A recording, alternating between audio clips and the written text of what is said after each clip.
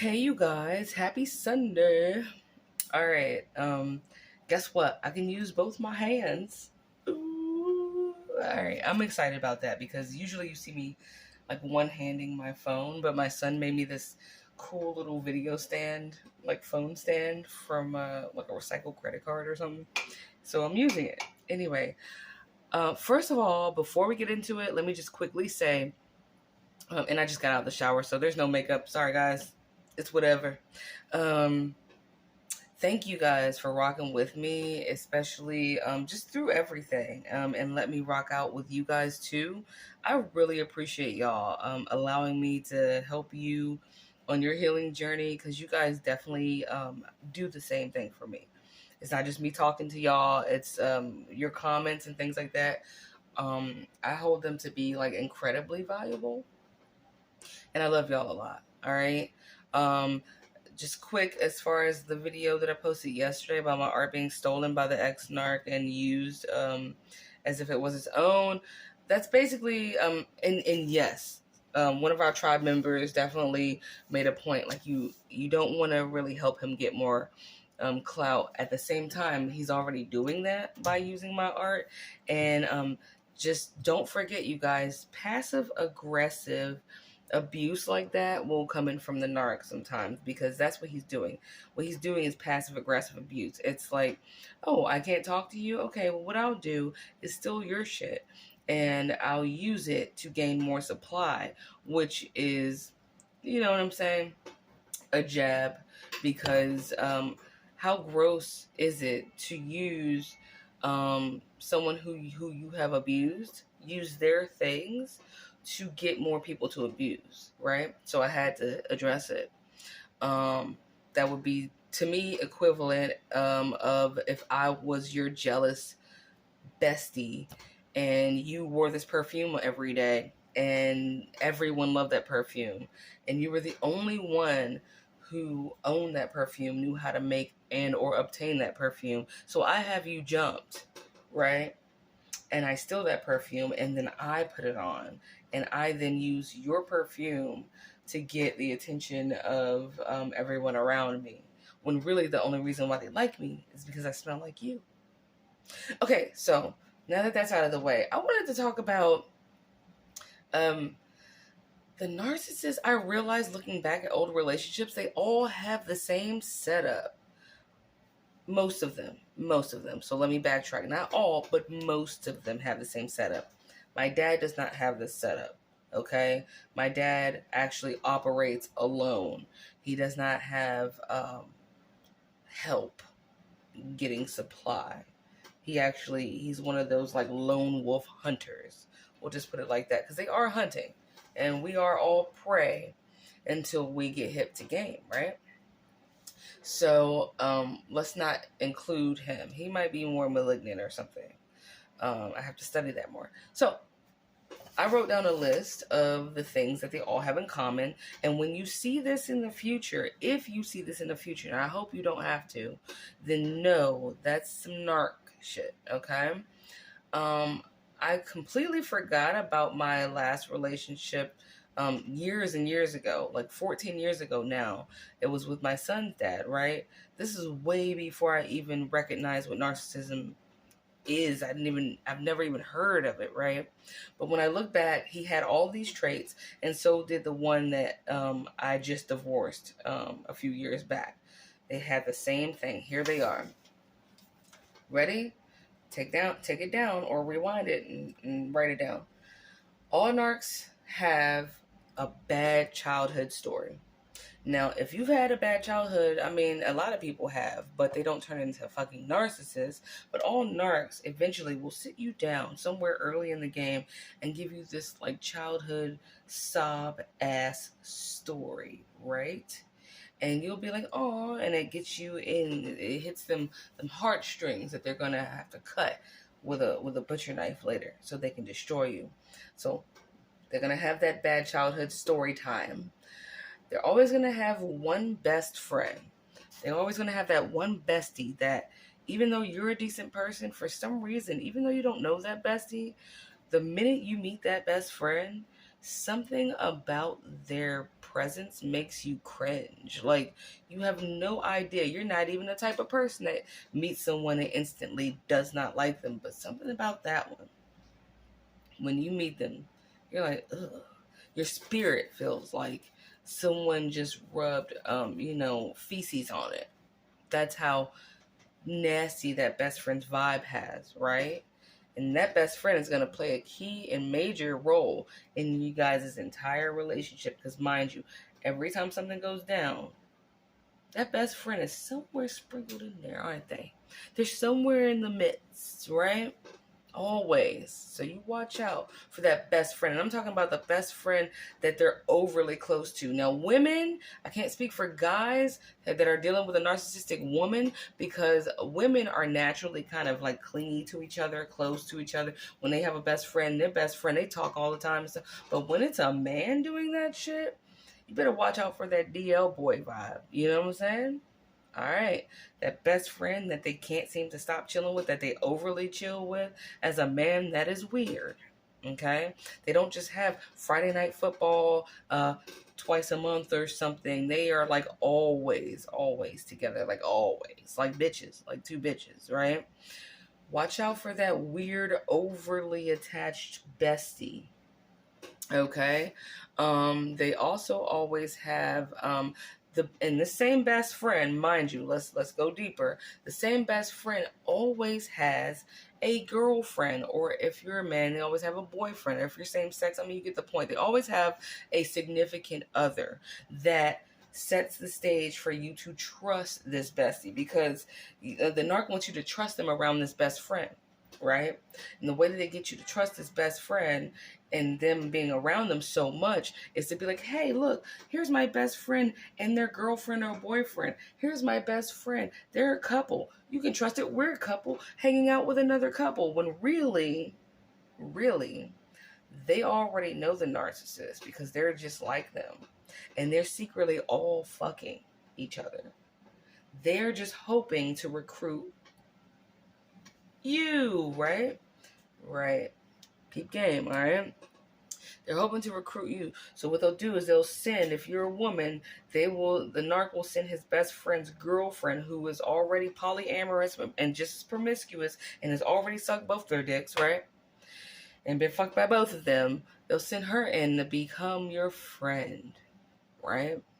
They'll try to send her in to figure out where your head is at. If you're somebody that will bisexual out with them, okay?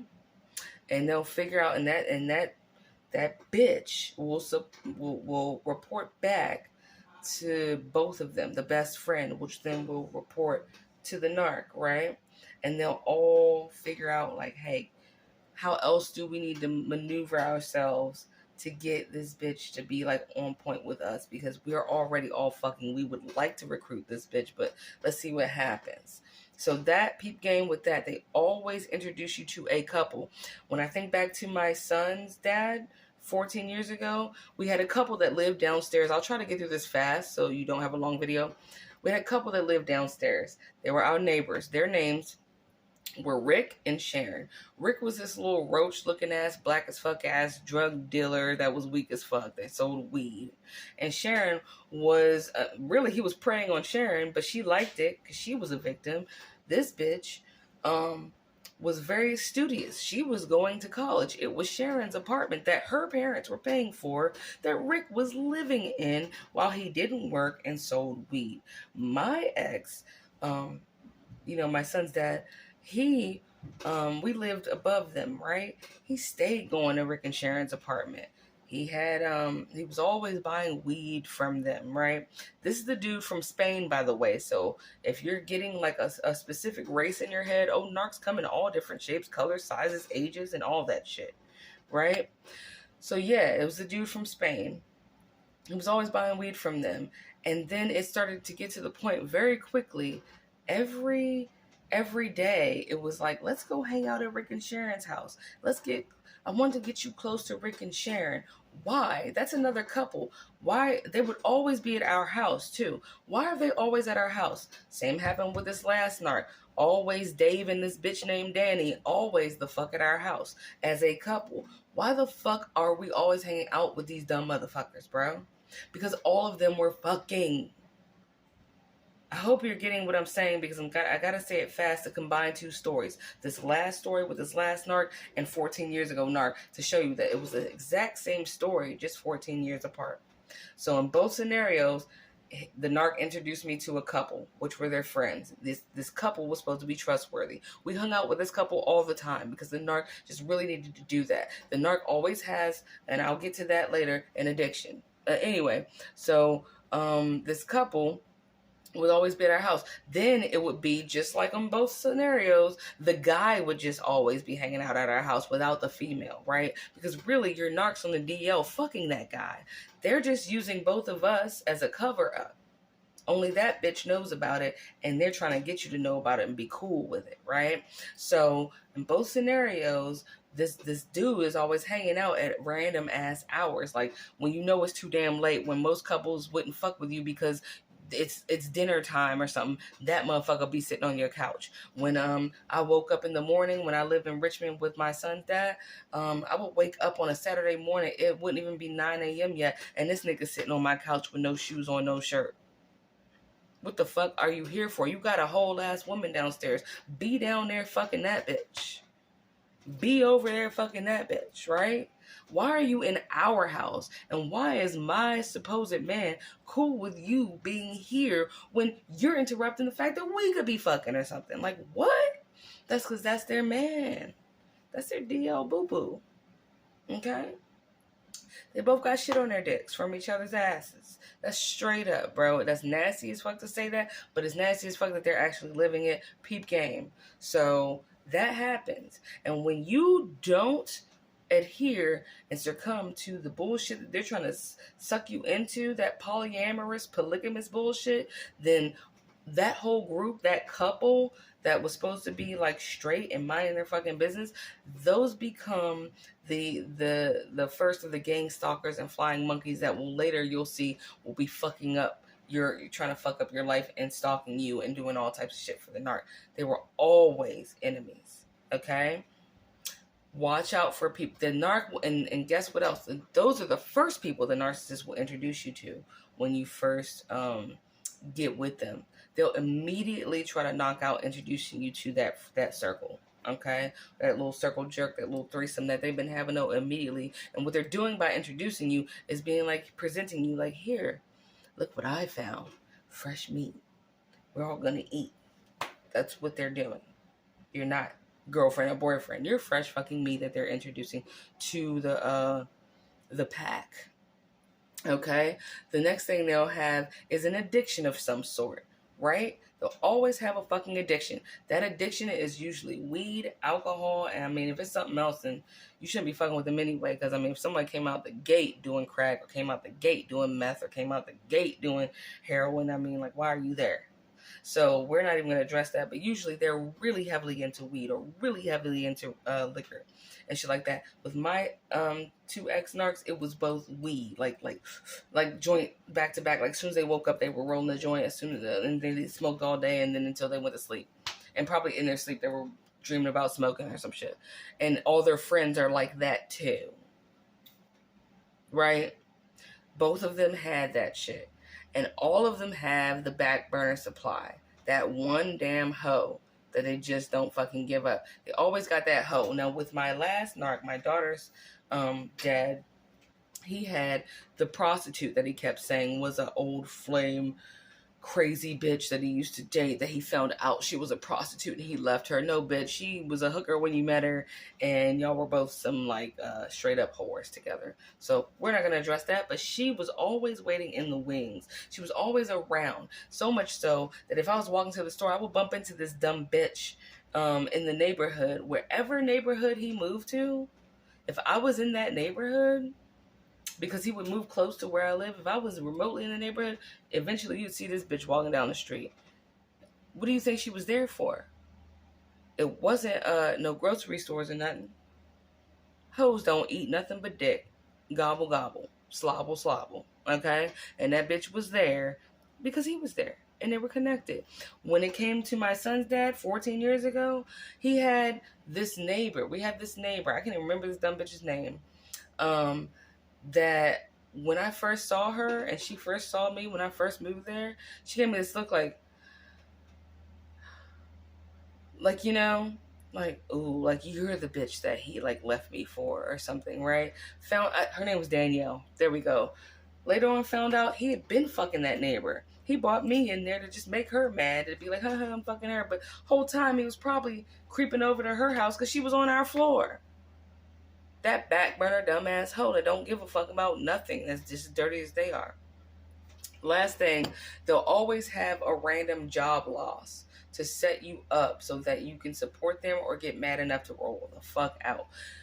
My last ex-narc, job loss. I got this job 2 weeks later. Yeah, well, they're trying to, it's some bum ass story about why you couldn't rock with them so that I have to pay for everything. And then with my son's dad, I didn't have to pay for rent. I paid for groceries and stuff. But it was just he was a fucking nurse. But instead of using the fact that he's a nurse and we live up the street from the fucking hospital in Richmond, Virginia, he went and got a coffee shop job and then got fired from that on purpose. He made sure it was after I was pregnant to do so. I'll give you the discard story with him another time because we're already at 16 minutes. But anyway, job loss is one. The fucking best friend that they're too close with, that has a significant other that they all seem to hang out too much and shit. That's one. The fucking addiction, they'll have that, okay? And remember, the best friend's gonna make you cringe when you like know about, when you like meet them. And don't forget that random back burner bitch that just kind of, some random bitch that you kind of just see sprinkled into that sometimes. Anyway, I hope this helps something. Comment. I'd love to hear your stories. 16 minutes and 57 seconds. So I love you. Sorry for the long vid. Happy Sunday. Mwah.